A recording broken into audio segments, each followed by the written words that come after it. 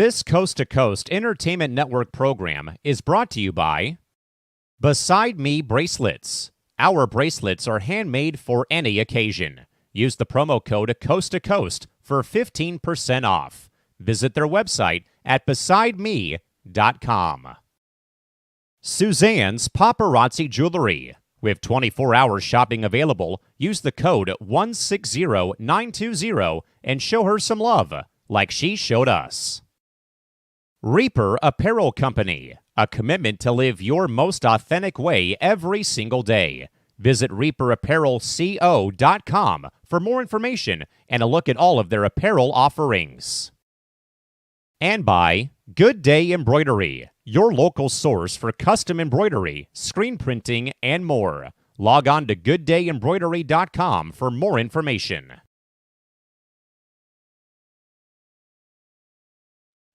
Welcome, everybody, to the Diehard Football Podcast here on Coast to Coast Entertainment Network. I am Crispy Bacon. Week 1 of the NFL season is in the books. We've had 16 incredible games, one on Thursday, one on Friday, and then many others on Sunday and our Monday Night Football game. We're going to recap, in just a little detail of what went down in week 1. Preview a little bit of week 2. Maybe talk about a little college football, see what's going on there. But with that said, let's head to week 1 of the NFL season. Here's the scores of week 1. Make that a little bigger. We'll start in Pittsburgh, where the Falcons, we'll head to Atlanta, where the Falcons hosted the Steelers. Russell Wilson did not play. Justin Fields was the quarterback for the Steelers. And then you also have Kirk Cousins with the Atlanta Falcons. He had his first game with the team. It was a close game, 18-8 was your final score. Pittsburgh Steelers won that matchup. I think it was kind of surprising. I'm sure a lot of people picked Kirk Cousins and the Falcons to win that. Another blowout I think happened was the Patriots and the Bengals. Patriots won that game 16-10. You got Jacoby Brissett starting quarterback for the Patriots. Joe Burrow back with the Bengals after suffering an injury last season. Many people thought that even with Drake May at quarterback for New England, they wouldn't be doing too well. I think they surprised a lot of people in that game. You also had Gerard Mayo at head coach, replacing Belichick, for the first time in a long time. I think since Brady took over, or before Brady took over with the Patriots. We'll talk about Brady in the broadcast booth in a little bit.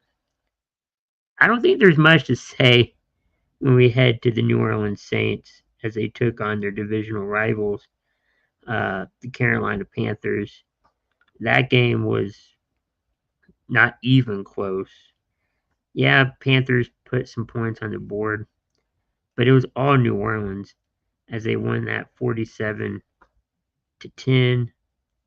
in that game. Now, New Orleans has to come to Dallas to face the Cowboys, and we'll get to them here in a little bit as we see their score on the screen. Pete Carroll-less Seattle Seahawks. They were hosting the Denver Broncos. No, Cam Newton didn't, play in this game. I wouldn't say Cam Newton, not Russell Wilson, no Peyton Manning. It was Bo Nix taking on Geno Smith. Bo Nix becoming the first quarterback since Elway, released for the Broncos, to start. And unfortunately, his team didn't win. It was a close game, though. 26-20 was your score in that game. I'm sure Seattle's going to have many more wins. Broncos will have a win or two this season. I can just feel it. But it is early on. I don't think a loss is going to hurt anybody right now, but it doesn't help the cause. Buffalo and the Arizona Cardinals. Buffalo was behind in the first little bit of the game, at least the first half. You had Kyler Murray back at quarterback for the Cardinals, and he looked pretty good early on. But I think Buffalo finally found their footing, won that game 34-28 in that game. Buffalo has Miami coming up on Thursday Night Football, and we'll get to some of the games, or at least all of the games, coming up for Week 2. Indianapolis was hosting Houston Texans, another divisional matchup, this time in the AFC South. Texans look good. Colts look good too as well. It was a 2-point game. 29-27 was your final score. Houston won that game. Kind of like the New Orleans Saints game as we head to the Minnesota New York Giants game. 28-6 was the score in that game. I think for the Giants, they just need to get away from Daniel Jones. And I forget who their backup was. If anybody knows in the comments, please let me know. I forgot who the backup for New York is.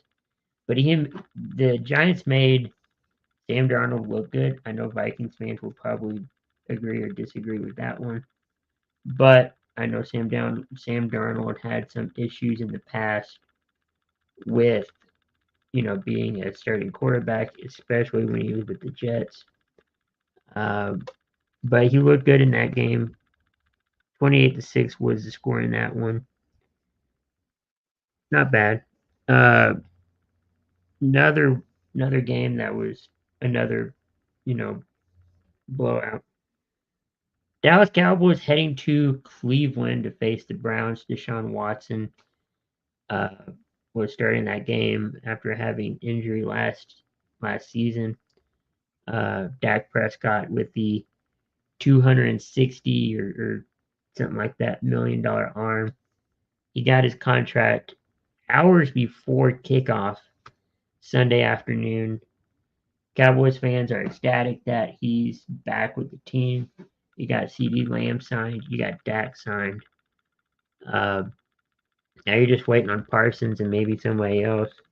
But even though you got Dak, even though you got CeeDee Lamb signed, and you're probably going to get Parsons signed at some point, you still don't have, after this season, a head coach.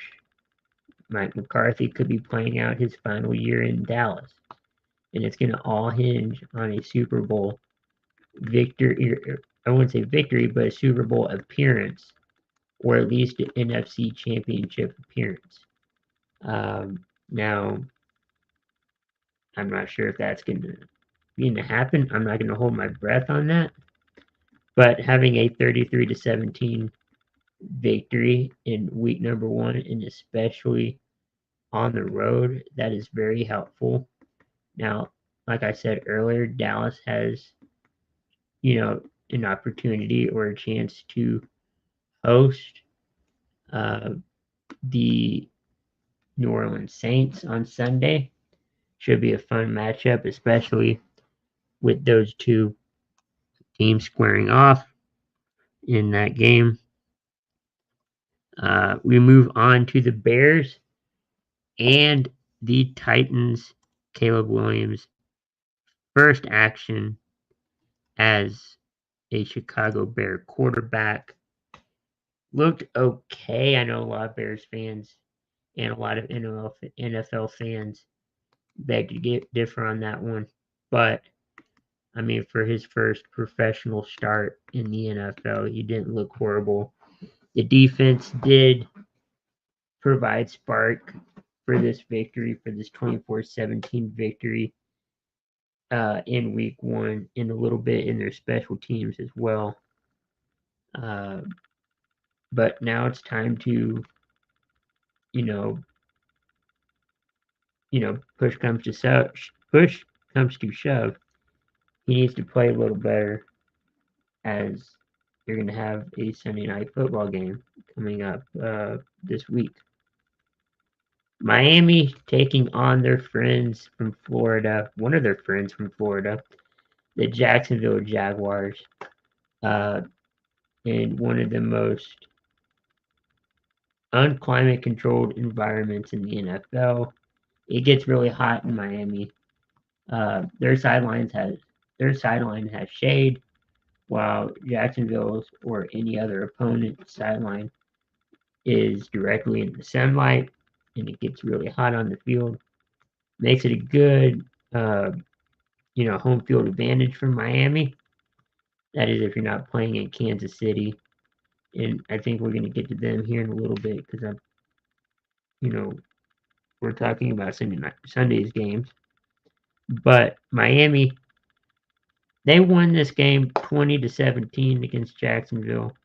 A lot of these games started out rocky, especially when you didn't have your starters playing in the preseason. But you do have the fastest man in the NFL, Tyreek Hill, who had an incident beginning, of the day, getting to the stadium, got pulled over for speeding. Things escalated with the police. We'll get into much of that, but find the video, you'll see what I'm talking about. That didn't seem to hurt his play on the field, as he did really good week number one. Like I said, 20-17 was your score. It was a close game. A lot of these games, or most of these games, were close. As we go to our third divisional rivalry game, in the AFC West, you got the Los Angeles Chargers playing at SoFi Field against the Las Vegas Raiders. 22-10 is your score. Not that big of a game or a gap there for Las Vegas. Jim Harbaugh, first NFL win since his time with the San Francisco 49ers, going up against John Harbaugh in the Super Bowl. Almost won that Super Bowl. Then after that, he went to Michigan, turned that program around in college football, won a national championship. Yet he's having allegations against him. He left for the NFL, but it looks like either whoever's on staff or him, if he ever comes back to college football, and he might not want to because of the allegations. But regardless, he turned that Michigan program around, did wonders for him, and then decided to go to the NFL. Finally, before we get to our Sunday and Monday night football games, we have the Washington Commanders going to Tampa Bay, Florida, taking on the Tampa Bay Buccaneers. In this game, looking at the score, doesn't look like it was that much of a difference. 37-20 was your score. Washington going with a rookie quarterback as well, and a new head coach, a new identity per se. And it seems like no matter what happens with this Washington team, it just doesn't work out for them. But it is the first week of the season.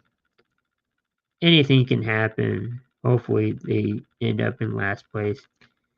That is my predictions. I'll get to my predictions here at the end of the show. As we move on to the primetime games. First, you have in the Sunday window, the Lions taking on the Rams. Jared Goff quarterbacking the Lions, who used to quarterback the Rams, going up against Matthew Stafford, who's quarterbacking the Rams, who used to quarterback the Lions. They met last year in a either wild card or a divisional round matchup. Uh, Stafford returned home to Detroit, as he is in this game.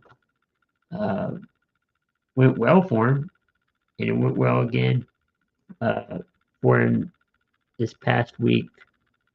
26-20 is your final score. This game ending in overtime, it looks like. And, it's always fun with those overtime rules in play, or at least overtime games. I'm not really sure about the kickoff, new kickoff additions that they've made. I mean, I liked it in the XFL. I had this weird feeling, and I know a lot of people have had this feeling that it could work in the NFL, but I have to look back at the numbers. I'm not sure if it worked out this week, but it's going to take time to learn, take time to figure out what you're going to do if you're a certain team, maybe like the Cowboys, how you're going to approach that. But I like the concept. As we move on to our final matchup of the Week 1 normal edition, you have the New York Jets, Aaron Rodgers, year 2, or you could say year 1, taking on the San Francisco 49ers. And I don't know, something tells me that Purdy is an awesome quarterback. I wouldn't say he's the savior of the 49ers, but you don't have a lot of quarterbacks who are the last overall pick of any draft. Normally, the last person of the draft is a person that, hey, we have to take somebody. We're going to take you. We're not going to really play much of you, but you'll probably make the team. You're a bubble player. But Purdy turned out to be the saving grace of this 49ers. Lance goes down with an injury. You needed somebody to step up as a leader, as a quarterback, bring in the young quarterback. And normally you want to have those types of players on the bench as, as somebody to watch, action. Hold on one second.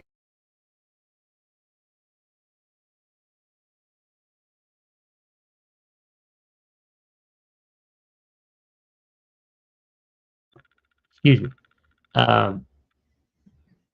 Normally you want the rookie quarterback to watch and see what goes on in an NFL setting, and then you can put him in the game. 49ers like, no, I think we're good. And kind of rewrote everything. And so far it's worked for him. And I think it's going to continue to work. And that was pretty much it for Sunday, Monday night action. I want to go back to Thursday with the Kansas City Chiefs game. And that game was pretty good. I liked that game. It was Chiefs and Ravens. Final score was 27-20. I'm going to try to get this picture. You probably know what I'm talking about, but for those that are unsure, um, it was pretty much the final game. Ravens had the ball. They're trying to go for the touchdown, and initially it was called a touchdown. Congratulations to them. Um, but the officials waved it off and said no good. And here's what I'm talking about. This picture right here. His foot was in, or I would say his toe is in the line right there. I mean, what do you guys think? Do you think he's in the line in the white for out of bounds? Or, basically saying, do you think this is good or not good? His foot is totally in the green, but his toe, or one of his toes, the front of his shoe, his cleat, was technically in the white. And I'm interested to see what you guys think of if that's, a touchdown play or incomplete.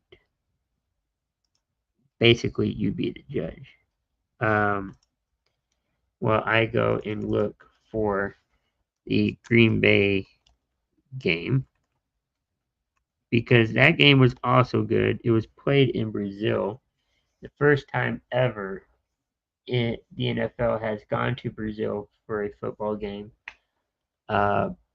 Some players were slipping and sliding like a slip and slide. And if you're the Green Bay Packers, that was good. But Jordan Love suffered an injury, and a MCL injury. There seemed to be a lot of MCL injuries, but it was a close matchup, as you can see. 34-29 is your final score. Eagles squeaked by a victory, I think. They didn't have Kelsey as their offensive lineman. That tush push didn't seem like it was going to be effective. Jordan Love was playing really well until that injury. It's going to be interesting to see how their backup situation is going to be, for the next 2 or 3 weeks or until he gets back. I don't think they have a bye week for quite some time. So you're going to be playing with a backup quarterback. I don't think it's going to totally hurt their chances at a playoff spot or at least making the playoffs. But it's going to be an interesting few weeks, nonetheless, to see if, whenever his playing status is active or inactive. We'll know more about this probably this weekend. So stay tuned on that one. And that's pretty much the whole week 1 overview. As we head into week 2, what is everybody's thoughts on week 1? Your biggest, takeaways from it, good or bad, or if you like the new kicking, format. Just anything week 1 related as we head into week 2. Please leave your comments and I will read them on air. As we head to week 2, courtesy of NFL on Fox, here's your slate for week 2. And it starts off with Buffalo and Miami on Thursday. Again, Miami has that home field advantage. Although, do you want to call it a home field advantage? They are part of the Eastern time zone, so it's going to be a late one, but it's going to be a warm one. Buffalo doesn't have that cold advantage. And I think, if I remember right, I'm more than likely picking the Dolphins to win this game. if I had to make a choice right here. We move on to your 1 o'clock games, 12 o'clock here in the Central Time. 49ers and Vikings. Brock Purdy taking on Sam Darnold again. Ooh, Brock Purdy's really good. Sam Darnold is getting there. I'm not sure what Viking fans think of Darnold right now, but right now you got to go with the hot hand and pick the 49ers. I think I would pick the 49ers in this one, just off of blind prediction, because I don't have my predictions up right now. 49ers, not 49ers, Seahawks taking on the Patriots. If both Russell Wilson and Tom Brady were still playing with these two teams, this would be a Super Bowl rematch. I don't think you call it a Super Bowl rematch anymore because you have Geno Smith and you have Jacoby Brissett, who Jacoby was part of that backup quarterback room for New England when Tom Brady was there. Jacoby Brissett and the Patriots surprised a lot of people when they won that Week 1 matchup, and I'm sure a lot of people for Seattle, a lot of the Seahawks fans, I'm sure they're not surprised either that they got their head coach got a first win, but it is kind of being advised through Pete Carroll, if I remember right. Even though he's not coaching the team, I think he's more of an advisory role right now. This one's a toss-up. I'm going with New England. That was tough. And normally, if Tom Brady was still playing with the Patriots, I'd probably pick Seattle. But this is a whole different regime for New England. So it should be a fun one, to see. Kind of like this one, the battle of I won't say the worst teams. You got the Panthers in there taking on the Chargers, and we'll get to them in a second. But you got the New York Giants and the Washington Commanders, an NFC East Division rivalry game, a game I'll probably be concentrating on mostly because the Cowboys are in that match or in that division. You got Daniel Jones and Jaden Daniels. Just based off of Week 1 knowledge and who's at quarterback, I'm going with the Washington Commanders. Yeah, you have a rookie quarterback going for Washington, but there's just something not right with Daniel Jones. I just don't know what it is. He needs to go to another team or just retire. I don't think New York Giants is a good fit for him. I don't know why they extended his contract with the team. He just needs to go. See you later. I just think that Washington's going to take it, and it is a home game for Washington. Also a home game is the Carolina Panthers. They're taking on the LA Chargers, who had a good win last week in Week 1. I'm going. It's kind of like the Washington New York game. I'm going with the Chargers on this one, and it's the same situation with Bryce Young. I don't think, and I know he's still under his rookie quarterback contract, but I just think that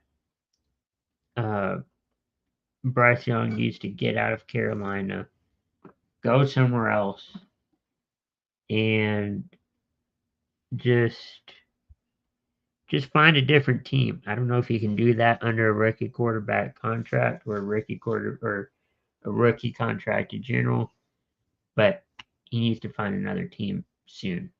Otherwise, the Panthers are going to draft a quarterback. They could draft a quarterback, in the next upcoming draft. But that's just going to tell Bryce Young, hey, the Panthers are not there for you. New Orleans Saints and the Dallas Cowboys. I wouldn't say this is a rivalry game, but for a long time these two teams didn't like each other. Now you're gonna have to face each other. There's no more Drew Brees though. Derek Carr is at quarterback, and I don't think this is going to be a blowout victory like it was with Carolina last week. Sure, Saints got a divisional win, to start the season. Congratulations. Another toss-up game. I'm going with Dallas. I mean, this is going to be the first time I think Dak has faced against Carr, but I could be wrong about that. Who's going to start for the Green Bay Packers? We got Will Levis, the quarterback, who's at the moment planning on starting. They're also looking at Ryan Tannehill at a possible quarterback position, and I think they have another quarterback on the practice roster. So then you have Anthony Richardson for the Colts, who had a phenomenal first little bit of a rookie season. He's back for revenge, not revenge, but more of redemption, as he could be, in position for that comeback player of the year. At least to me, he is. I'm going to pick the Colts only because of uncertainty with Green Bay. I think early on, and when the schedule came out, I probably had Green Bay winning this game. But as things stand right now, just going off of a blind, prediction read here, I'm going with the Colts over Green Bay. Cleveland and Jacksonville. Jaguars, they didn't win, neither did the Browns, but Jacksonville had a little better of a chance to win, their week one matchup. Cleveland was just lost. They not only just lost the game, but they were just lost in general. Watson is not the quarterback. We talked about Daniel Jones and Bryce Young, and I feel this way also about Daniel Jones, or about Deshaun Watson. Except I just think Deshaun Watson just needs to retire. More allegations for him coming out about what he did in 2020. You're not sure what it is. I'm sure you can find it online. But all these allegations, poor play on the field, even when he was with Houston, I just think he needs to retire. It's just not working for him, and that's how I feel. I don't know what everybody else thinks, but he's not good. he's bad. Aaron Rodgers and the Jets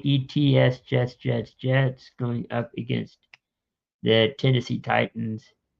Another road challenge for the Jets. Good news is Aaron Rodgers did survive his first complete game with the Jets after being signed to them last year.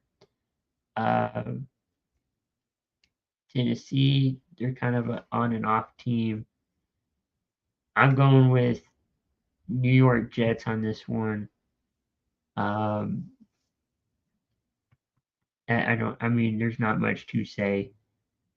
Jets probably most likely going to win this game. Baker Mayfield and the Tampa Bay Buccaneers going to the Detroit Lions and Jared Goff. Both of these teams are really good. Detroit in the last few years under Dan Campbell have been one of the top teams in the NFL. You got Baker Mayfield and Raheem Morris with that Tampa Bay organization. Being that it's a home game for Detroit, normally you go that route of picking them, and I'm going to go that route. I'm going to pick the Lions over the Buccaneers. Raiders and the Ravens. I almost said Falcons. It's going to be a back and forth game. I think Raiders have been okay under their new head coach. Ravens are still a top team. I think they would have won that Chiefs game in week 1 if it wasn't for that tippy toe on that line. And being that it's a home game, I'm going to pick the Ravens over the Raiders. We move on to the 4:25 games. You got the Rams taking on the Cardinals. Cardinals showed some improvement, I think, in the first half, but the Rams still look pretty good. You still have Matt Stafford at quarterback, Sean McVay at head coach. He was a quarterback, but I'm going to pick the Rams on this one. I think the Cardinals still have a little bit to improve on. They played okay, but this is going to be their first home test of the season. The Chiefs taking on the Bengals. Joe Burrow going back to Kansas City, where he's struggling against the Chiefs, and I think he will continue to struggle against the Chiefs. I'm picking Kansas City to win that game, and the Chiefs are going to go Chiefs are going to go 2-0 in this 2024 season. You have the Steelers and the Broncos. AFC matchup, just like the Bengals and the Chiefs. I feel like those kind of matchups when it's your conference head to head. I'm going to go with Pittsburgh. I think Russell Wilson's starting. I really don't know. We're going to have to see what goes on there. And then you have the Chicago Bears taking on the Houston Texans down in Houston. I'm going to pick Houston to win this game. I don't think Caleb Williams is ready for primetime football on a Sunday or even a Monday. I don't think he's just ready right now. And to cap it all off, you have Monday night Falcons taking on the Eagles. Another game I'll be keeping my eye on, along with the Giants game, unfortunately. I'm going to pick the Eagles. Yeah, you got Kirk Cousins for the Falcons. I wonder if that curse is going to still continue. Who knows? Only time will tell, but I know that Kirk Cousins still has that streak or whatever you want to call it when he was with the Vikings many years. So, and that's week 2 predictions blindly. I mean, now we move on to what I think is going to be fun. The standings, real quick. Yeah, it's week 1, but we can have a little fun. Uh, where is it? No, I think that's it. Maybe this is it. I got too many tabs open. Hold on one second. Not like being live on TV. Or not TV, on the internet. If you like what you see, please hit the like button on YouTube or even on Facebook.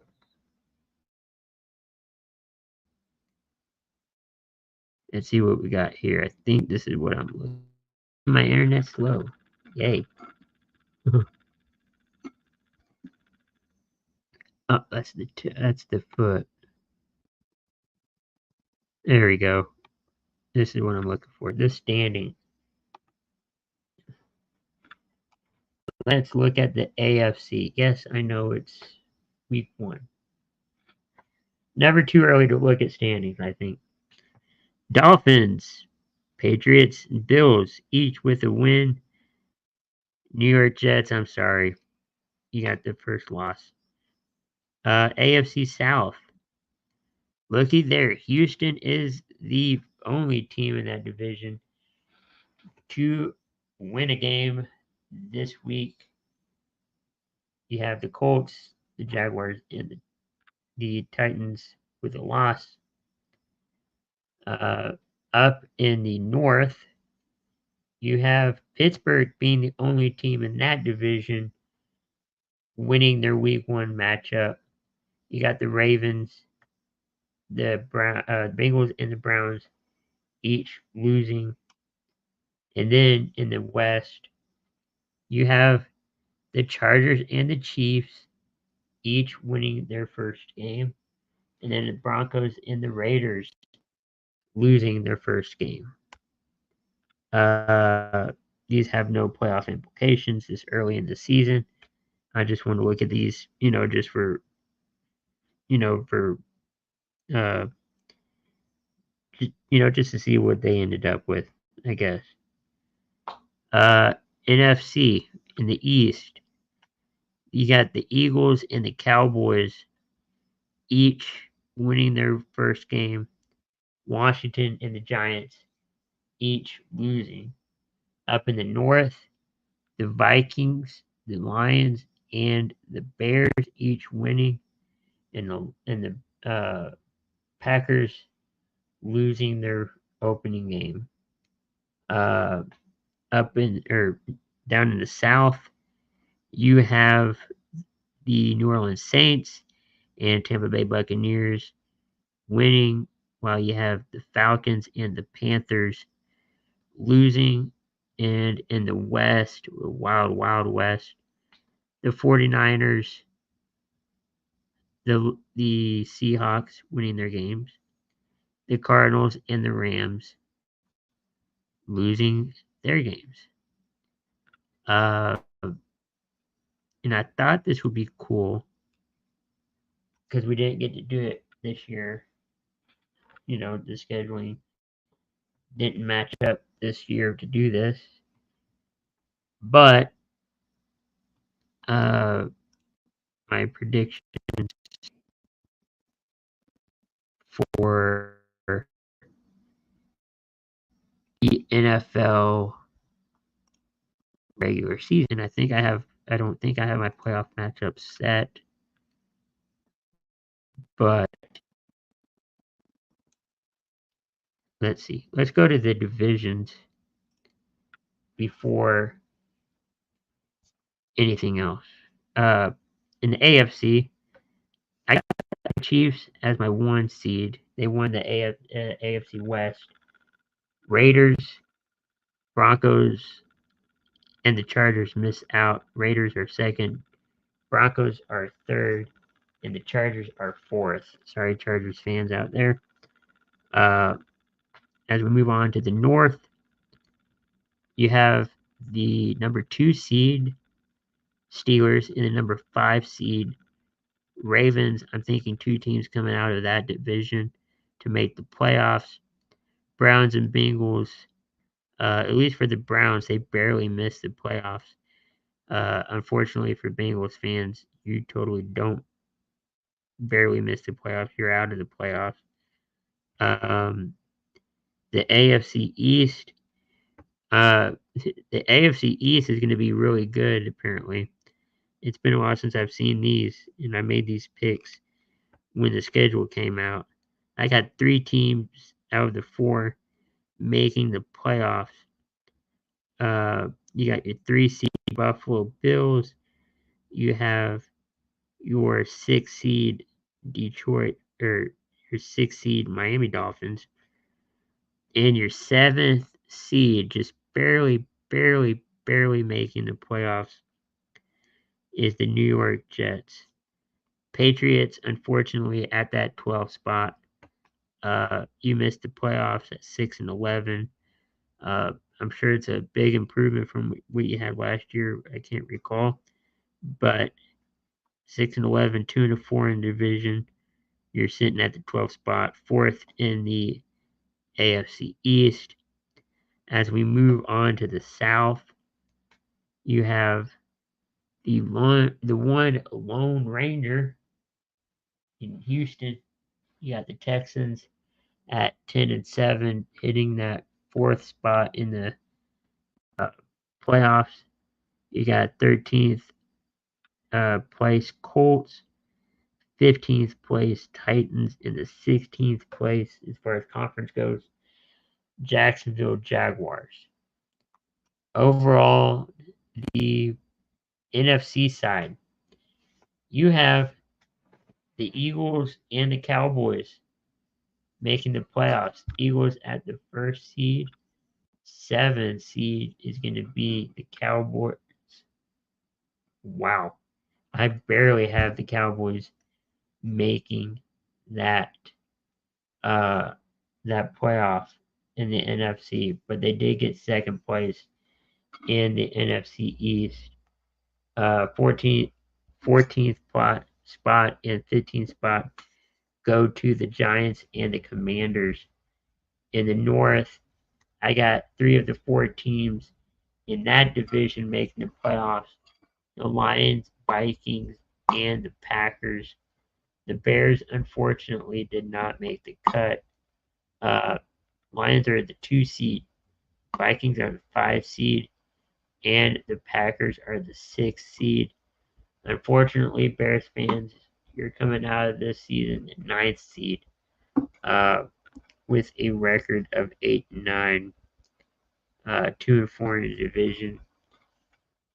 You have the NFC West, which only has 1 team making it out of the division, at least the NFC playoffs, and that'll be your 3rd seed Atlanta Falcons, with a 10-7 record. It's fun looking back after months later and seeing what I put down as my predictions. You got Tampa Bay at 10. 12 is going to be New Orleans. And 16, rightfully so, Carolina Panthers. Sorry, Sarge. 3-14 is going to be your record for the Panthers. And then we go to the West, Wild West in the NFC. 49ers are our only team coming out of this division. They're going to be your 4th seed, 10-7. You got the 8th seed Seahawks, the 11th seed Rams, and the 13th seed Cardinals. Which, looking at that, I'm thinking you might want to remove Kyler Murray somehow from your roster. As for my predictions last week, let me find those real quick. I had the Chiefs winning against the Ravens got that. Patriots over the Bengals got that. Dolphins over the Jags got that.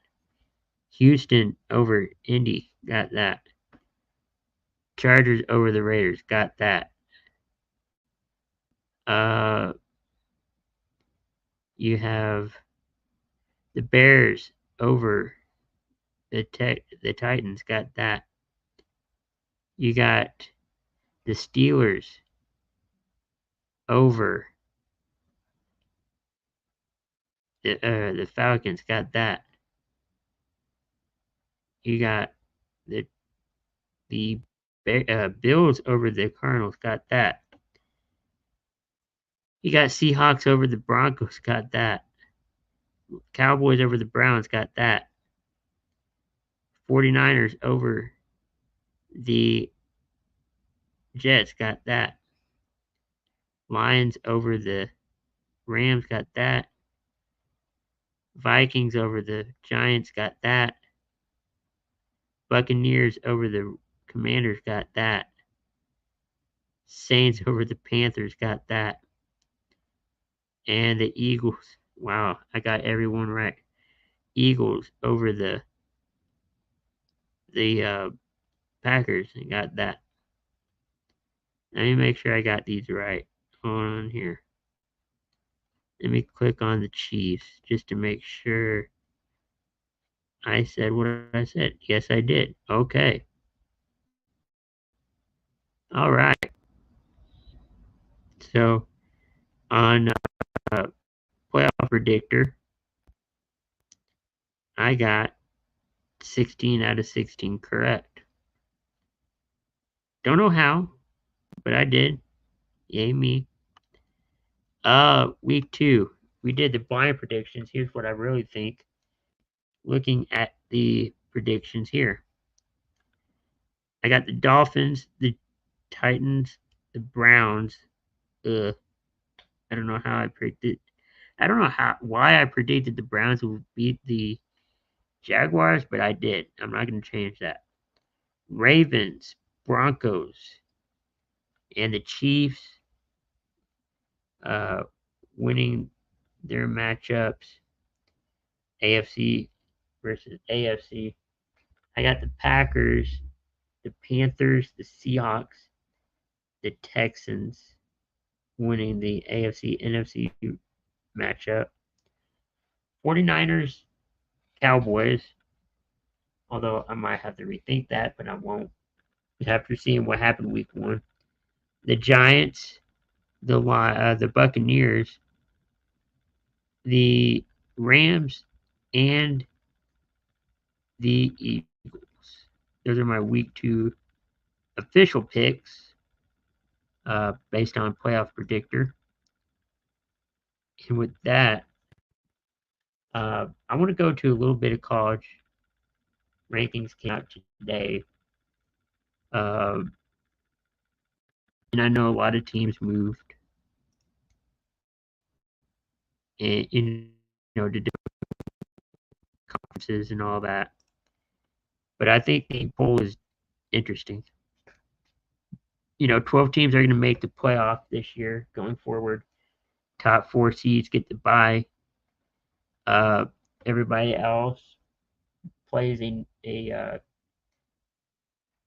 first round matchup at their campus. I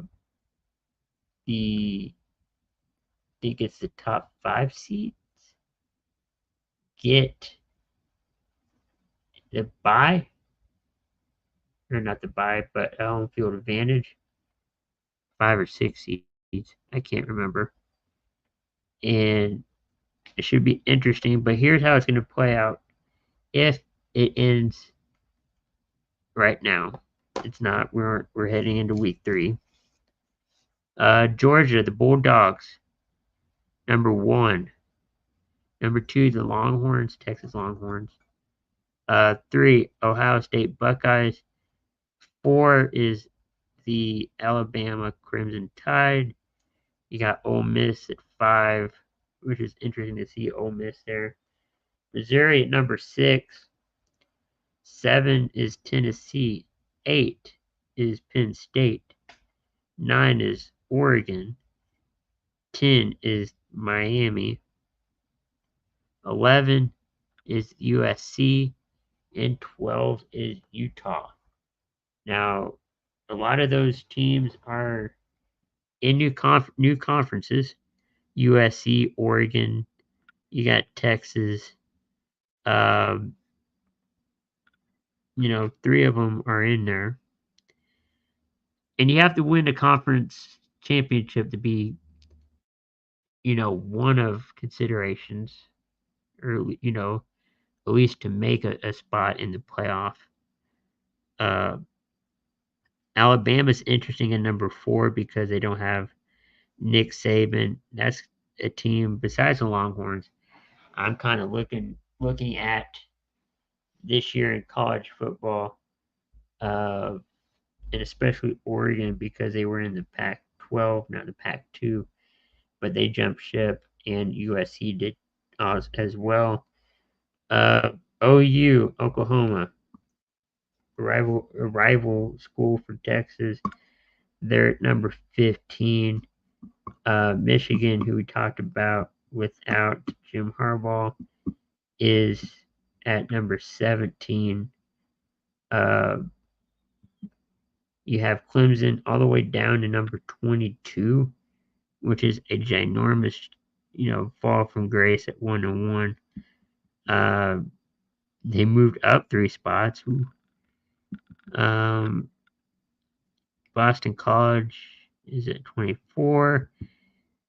What's interesting too, and they don't have them listed here, for the AP Top 25 is Florida State. I don't know what's going on with that. There we go. With that, but I don't think they're going to make the playoff after two weeks of losses, because they did play in week 0.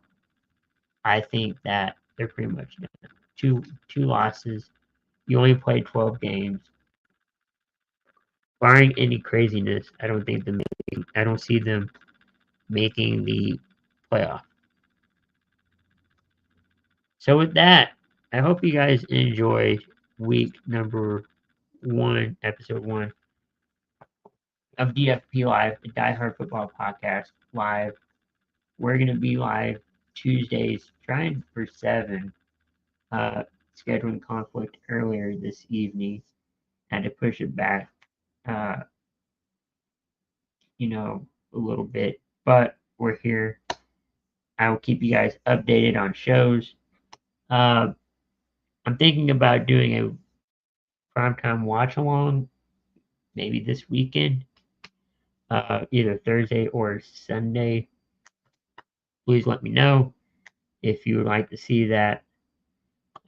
Coming up on Coast to Coast Entertainment Network later tonight, we're going to play some games at C2C Game Night, hosted by Callum McClure. We have 3 games lined up. One of the games will be played. We do not know which ones will be played or which one will be played, but we will play one of them. And with that, enjoy the rest of your evening. Come hang out with some games.